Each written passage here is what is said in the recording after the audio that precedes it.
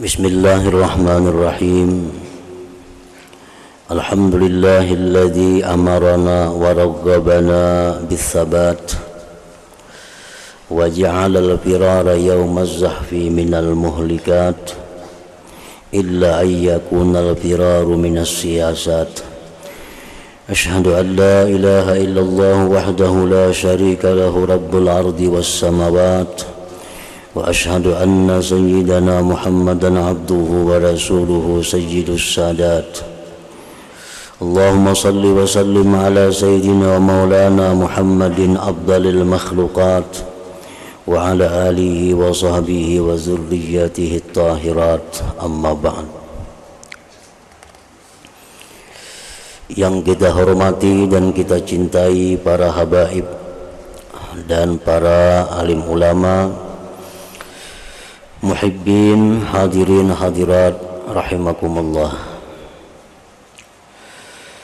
Pertama-tama terlebih dahulu kita panjatkan puji syukur yang tak terhingga kehadirat Allah Subhanahu wa ta'ala, yang mana dengan rahmatnya kita pada malam ini dikumpulkan kembali bersama-sama di majlis yang penuh berkah dan rahmat ini.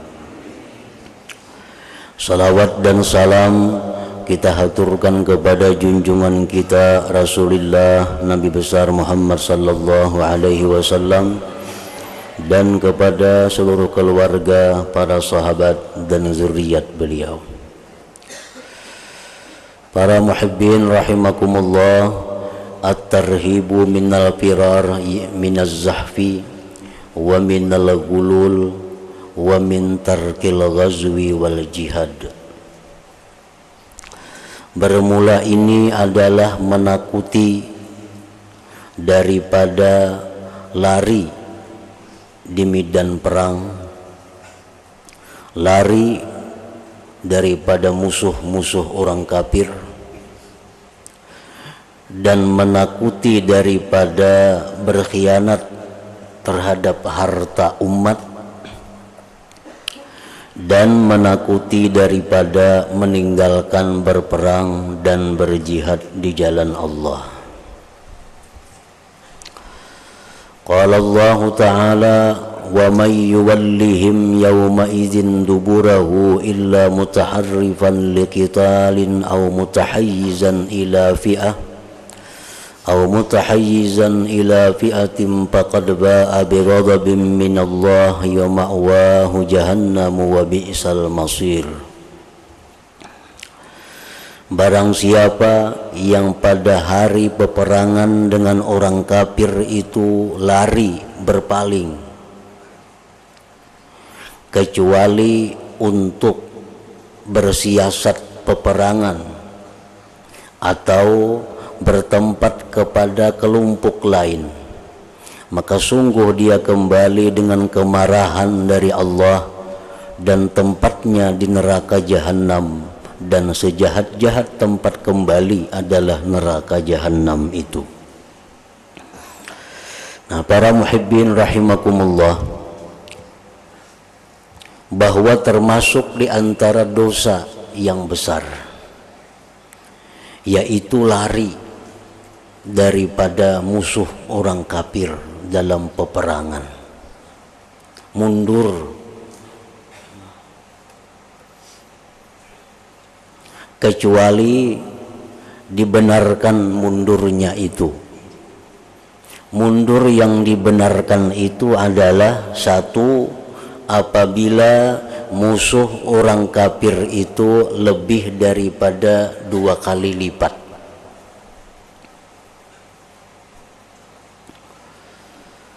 Kalau 1 lawan 2, 1 muslim 2 orang kafir yang dihadapi, maka itu tidak boleh orang muslim tadi mundur, lari, takut.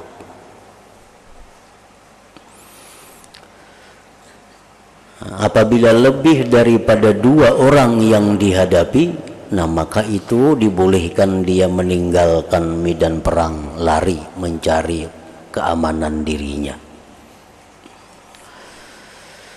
Dan 1 lawan 2 itu adalah suatu kemurahan, rahmat dari Allah, yang mana pada dahulunya sebelum itu 1 lawan 10. Apabila orang muslim ini 1, orang kafir 10 orang, maka si muslim ini tidak boleh lari meninggalkan yang 10 orang itu. Al-Quran mengatakan iyyakum minkum ishruna sabirun yaglibu mi'atain. Jika kalian wahai kaum muslimin 20 orang yang sabar, maka akan mengalahkan 200 orang. Jadi 1 lawan 10. Nah, ini dianggap terlalu berat, 1 lawan 10. Akhirnya Allah menghapus itu hukum, digantikan oleh Allah dengan fa iyyakum minkum mi'atun sabirah yaglibu mi'atain. Jika kalian itu berjumlah 100 orang yang sabar, akan mengalahkan 200 kaum musyrikin atau orang-orang kafir. Nah, oleh karena itu, apabila kita berperang dengan orang-orang kafir, musuh kita hanya 2 orang, 1 banding 2, maka kita dilarang untuk lari. Mesti kita hadapi, karena Allah menjamin kalau kita sabar, kita akan menang dalam pertarungan itu. Nah, yang kedua, kita dibolehkan mundur dari medan perang untuk mencari siasat. Mundur tapi akan kembali menyerang. Nah, itu boleh juga. Yang ketiga, kita mundur untuk mencari tempat bantuan kepada kawan-kawan kita. Nah, selain dari 3 hal itu, maka lari dari medan perang terhadap orang kafir adalah suatu dosa yang besar, dianggap dosa yang mencelakakan. Para muhibbin rahimakumullah. Wa qala ta'ala wa ma kana linabiyyin ayyagul wa may yaglul ya'ti bima walla yaumal qiyamah thumma tuwaffa kullu nafsin ma kasabat wa hum la yuzlamun. Yang artinya tidaklah patut bagi seorang nabi itu melakukan gulul. Tidaklah patut seorang nabi itu mencuri harta umat. Dan barang siapa yang di dalam dunia ini mencuri atau mengambil harta umat, maka dia akan datang pada hari kiamat dengan apa yang dia khianati itu. Kemudian disempurnakan tiap-tiap orang yang ia kerjakan, dan mereka tidak akan dizalim di akhirat nanti. Nah, para muhibbin rahimakumullah, ayat ini turun di waktu peperangan antara Rasulullah dan sahabat melawan orang kafir. Kemudian perang itu dimenangkan oleh kaum muslimin. Lalu banyak dapat harta-harta rampasan perang. Nah, di antara harta rampasan perang itu ada seputung selimut yang merah dari beludru. Nah, selimut tadi dicari-cari kada ada lagi. Siapa nama ambil? Padahal itu harta masih harta kaum muslimin. Karena belum dibagi oleh Nabi, belum dibagi oleh panglima perang. Kada dapat lagi mencari selimut tadi kemana. Lalu ada orang-orang munafik di situ. Jangan-jangan Nabi nama ambilnya selimut itu, ujar orang munafik. Jangan-jangan Nabi nama ambil, menyembunyikan itu. Lalu Allah menurunkan ayat, wa ma kana linabiyyin ayyagul. Tidaklah patut, kada mungkin bahwa seorang nabi itu menyimpan harta orang banyak. menyimpan, mengambil harta rakyat, harta umat artinya.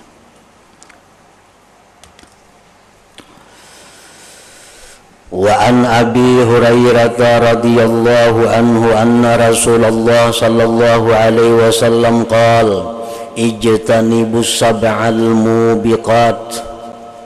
Rasulullah sallallahu alaihi wasallam bersabda, jauhilah 7 dosa yang membinasakan seseorang. Ini disebut 7 dosa ini ummahatul kabair. Ini induknya dosa-dosa besar.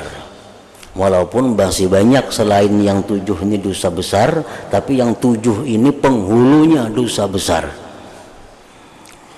Beliau menyebutkan yang pertama asyirku billah, menyekutukan Allah. Ini dosa yang paling besar. Dan termasuk di antara dosa yang sangat besar yang 7 ini adalah wattawalli yaumaz zahfi, lari di medan perang. Nah, termasuk. Jadi kalau berperang dengan orang kafir, kita lari meninggalkan mereka, bulik ke kampung halaman, padahal kada cukup syarat untuk lari, nah maka kita termasuk dalam 7 dosa besar yang disebut induknya dosa besar itu.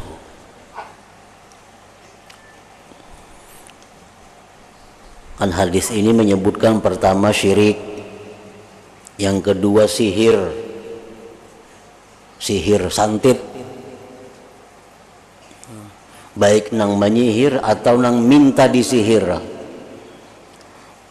Misalnya mau pahakan orang supaya nyagaring, mau pahakan orang supaya orang laki bini supaya jadi basarakan, mau pahakan orang supaya dagangannya kada payu lagi, mau pahakan orang supaya warungnya orang kada katujunya lagi melihat.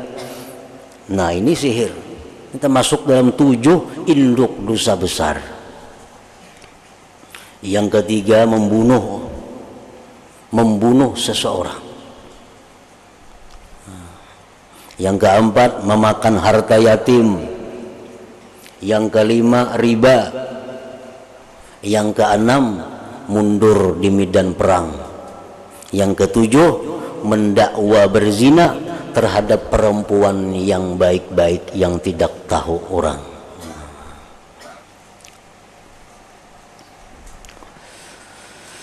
Rawahul Bukhari wa Muslim wa Nasa'i wa Abu Dawud wa taqaddama fi qatlin nafsi, telah terdahulu hadis ini dalam qatlin nafsi.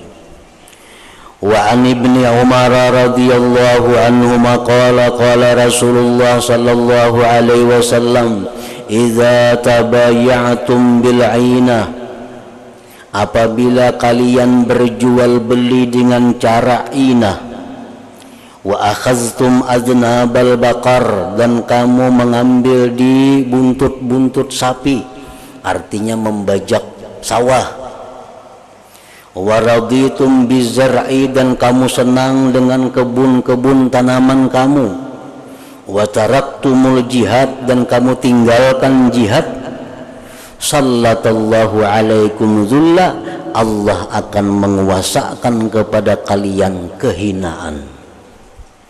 Nah, kehinaan ini di kampung kita atau negeri kita. Apabila orang-orang negeri itu sudah sibuk dengan pertaniannya, sudah sibuk dengan kebun-kebunnya, dan meninggalkan jihad, sudah sibuk dengan berjual beli dengan cara inah. Jual beli dengan cara inah itu disebutkan di bawahnya ini, wa ayyabi as-sil'ata bi thamanin ma'lum ila ajal thumma yashtariyaha minal mushtari bi aqalla liyabqal katsir fi zimmatih. Itu jual beli dengan cara inah. Artinya dia menjual barang dengan harga yang ditentukan dan pembayarannya di masa yang ditentukan. Kemudian dia beli barang itu dari pembeli tadi dengan harga yang murah kuntan. Nah ini disebut ngarannya jual beli ainah.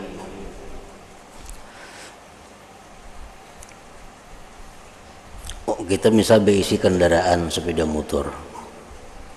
Nah, ujar orang, hakunlah sepeda motor ikam tuh kutuk hari 10 juta. Tapi kena tiap bulan ku cicil sejuta, 10 bulan hanya punah.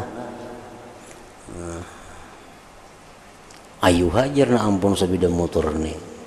Tapi kena bila sepeda motor toko hari, ikam hari lah pulang kuntan 6 juta. Jadi sepeda motor itu dijual, nah jual 10 juta, bayarnya 10 bulan.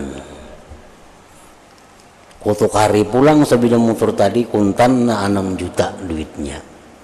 Nah, ini sebenarnya cara menghindari riba. Cuma diulah-ulai caranya supaya jangan riba. Disebut ngarannya bai'ul ainah. Nah, ini cara macam ini dalam mazhab-mazhab selain Syafi'i dihukumkan adalah riba, hukumnya adalah haram. Kecuali mazhab Syafi'i yang mengatakan bahwa itu makruh. Makruh dan haram itu sama-sama pada menghilangkan berkah rezeki itu. Berjual beli dengan cara kayak itu tuh, kaputingan ini kena bangkrut orangnya. Lihat aja, baik nang tukang juali, baik nang tukang tukari, itu akhirnya kena bangkrut. Kenapa? Berkahnya ditarik oleh Allah. Karena cara jual beli macam itu kan disukai oleh Tuhan. Kan disukai oleh Tuhan dengan cara seperti itu. Nah, apabila suatu kampung negeri sudah melaksanakan jual beli seperti itu, sudah sibuk dengan pertaniannya, meninggalkan jihad di jalan Allah, maka Allah akan memberikan kehinaan kepada kampung itu, memberikan kehinaan kepada negeri itu, dijajah orang misalnya negeri itu. Itu akibat daripada kaum muslimin di situ sudah meninggalkan hukum Allah, kaum muslimin di situ sudah melupakan jihad fi sabilillah.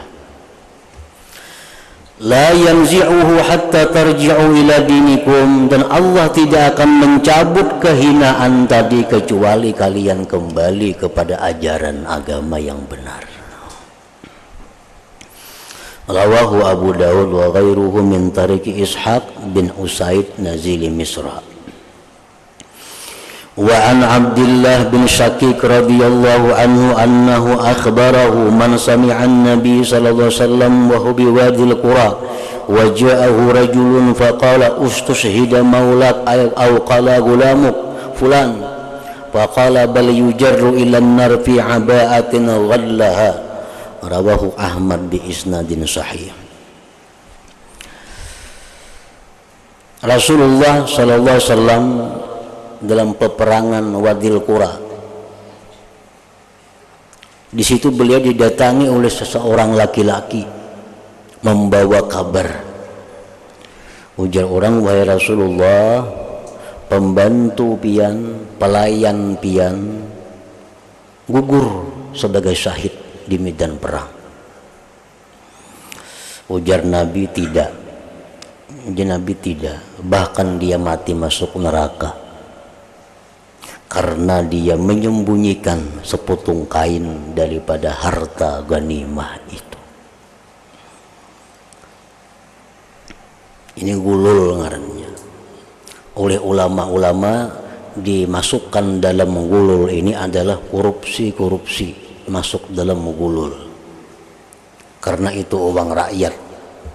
Sama dengan gulul ini adalah menyembunyikan barang-barang yang mestinya dibagikan untuk rakyat, dibagikan untuk para pasukan perang. Dia sembunyikan sebelum dapat pembagian yang sebenarnya, jatah sebenarnya daripada panglima. Karena mestinya harta perang itu dikumpul. Dapat kuda berapa, dapat sapi berapa, unta berapa, dapat selimut berapa, kumpul semuaan. Lalu dibagi kena oleh panglima. Pasukan perang dapat sekian. Nah, sisanya dibagi untuk ini. Nah, itu hanyar halal. Selama itu belum dibagi oleh imam, oleh pasukan, ada yang mengambilnya secara sembunyi, itu ngarannya adalah gulul dalam bahasa agamanya. atau korupsi ya kita wah ini duit yang mestinya dibagi untuk rakyat nah diambil sama itu dengan korupsi. Jadi orang nang korupsi ini walaupun hidupnya melayani Nabi tetap mati ke neraka. Orang nang korupsi nih nang korupsi banyak kah sedikit kah berapa harga selimut nih tuh berapa selembar selimut paling larang 1,5 juta larang benar selimut tuh 1,5 juta itu yang dikorupsinya padahal hidupnya sehari-hari membantu Rasulullah hidupnya sehari-hari melayani Rasulullah bahkan matinya syahid fisabilillah tapi nabinya ke neraka karena akibat menyembunyikan sepotong kain itu. Apalagi orang-orang korupsi yang miliaran rupiah, jutaan rupiah, walaupun kawan tuan guru kalau ada manfaatnya, nabi kawan kalau ada manfaatnya, walaupun akrab lawan tuan guru, akrab lawan habib-habib kalau ada manfaatnya, karena ini menyangkut rakyat, menyangkut harta rakyat. Kurang apa lagi nih? Pelayan Nabi matinya fisabilillah, kurang apa? Jihad itu amalan yang paling tinggi nilainya dalam Islam. Kada kau membantu akibat inya mencuri, akibat inya korupsi hanya 1 lembar selimut tadi. Nah kada ada hasilnya. Apalagi nang bajihad kada sembahyang sudah balang kambingan orangnya. Maginnya.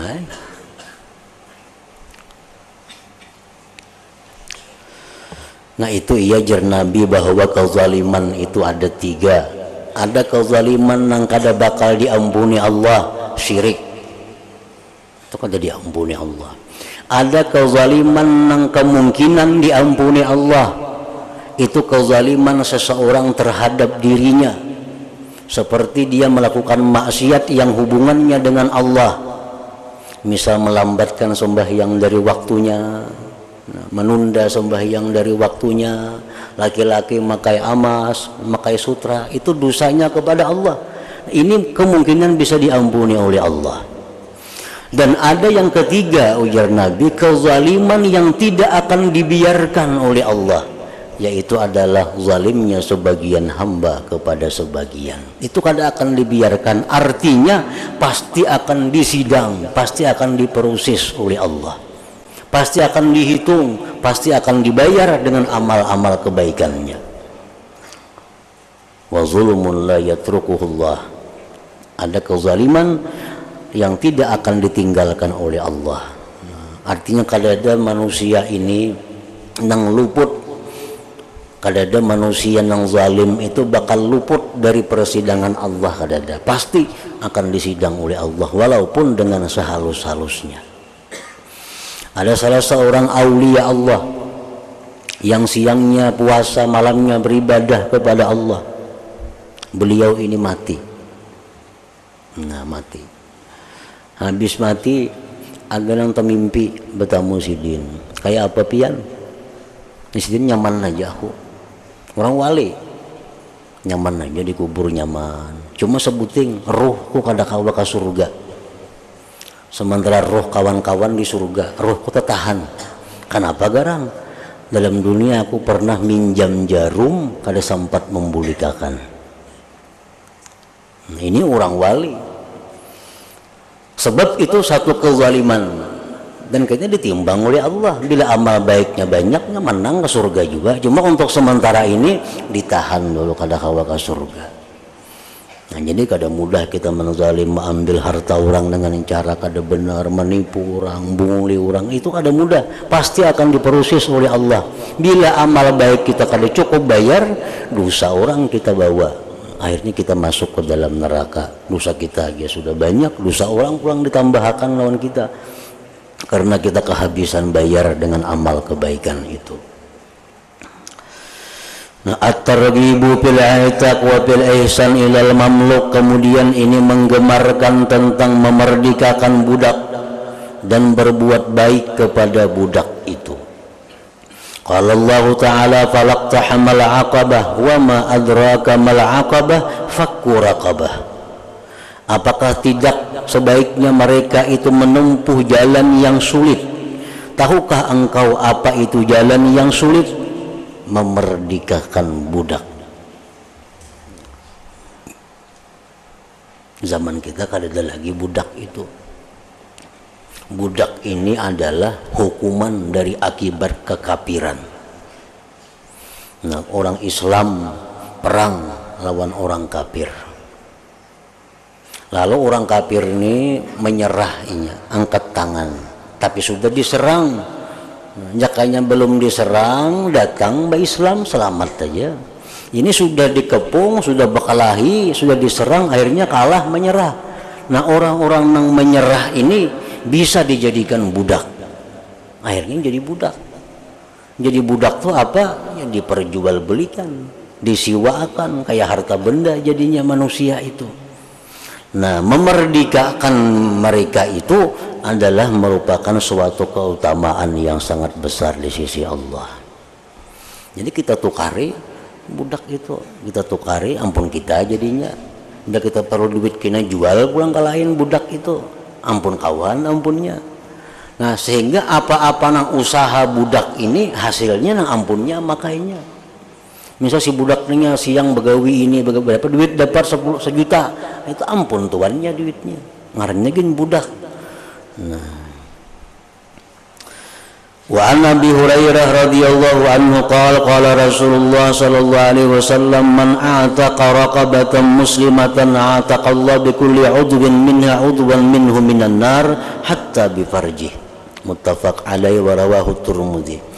Barang siapa yang memerdekakan seorang budak yang muslim, Allah merdekakan dengan tiap-tiap anggota tubuh daripadanya, anggota tubuh daripada dia yang memerdekakan daripada api neraka. Sampai-sampai kemaluannya pun dimerdekakan oleh Allah. Artinya orang yang memerdekakan budak yang muslim, itulah penebusnya daripada api neraka. Jadi para sahabat Nabi itu berlumba-lumba memerdekakan budak tadi. Misalnya ada dapat waktu perang, dapat bagian 10 budak. Dapat 10 budak. Nah, itu ada yang menukari, jual ke budak ikam sekian, jual, tukar, dimerdekakan. Nah, ampih jadi budak ini.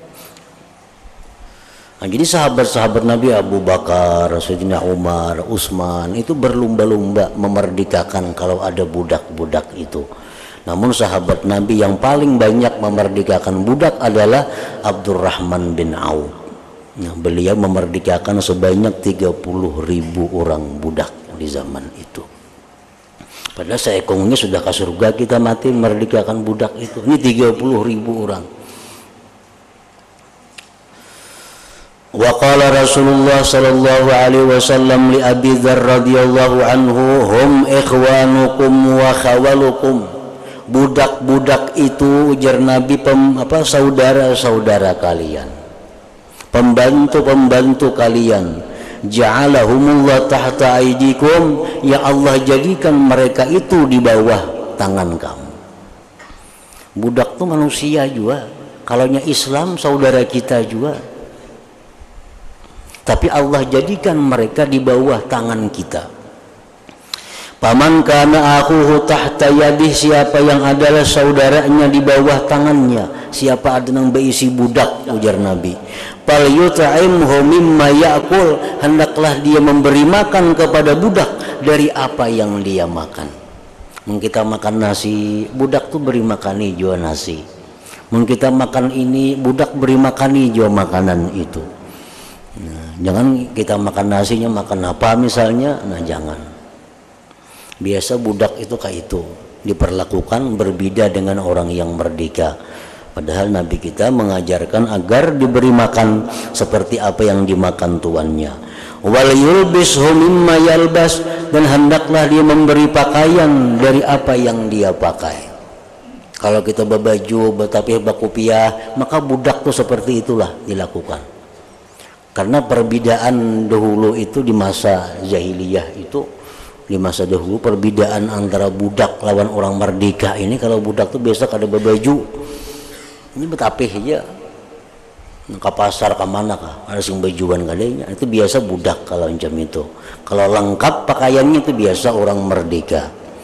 Nah jadi jar Nabi, pakaianilah mereka seperti yang kalian pakai. Kalau kalian berbaju, bajui juga inya. Kalau bakupiah, kupiahi juga inya.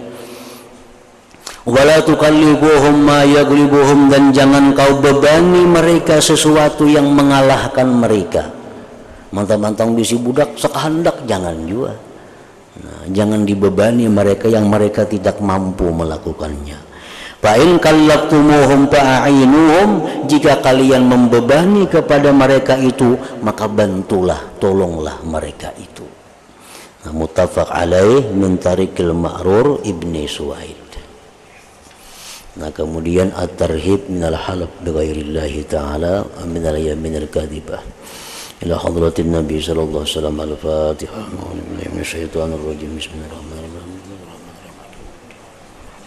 Wa nasta'inu bina siratal mustaqim. Alhamdulillahina an'amta 'alaihim wa asyhadu an la ilaha illallah wahdahu la syarika lahu wa asyhadu anna sayyidana Muhammadan abduhu wa rasuluhu. La ilaha illallah, nastaghfirullah. La ilaha illallah, nastaghfirullah. La ilaha illallah, nastaghfirullah. La ilaha illallah wa natubu ilallah. La ilaha illallah Muhammadur Rasulullah sallallahu alaihi wasallam. Wa ya ayyuhar rajun minhu syafa'atan sallu alaihi wa sallimu taslima. Allahumma salli wa sallim alaihi.